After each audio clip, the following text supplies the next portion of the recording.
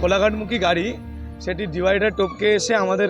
কলকাতামুখী একটি ট্রলারকে নিয়ন্ত্রণ হারিয়ে এসে ধাক্কা মারে এবং তৎক্ষণাৎ আমাদের গ্রামবাসীরা সকলে মিলে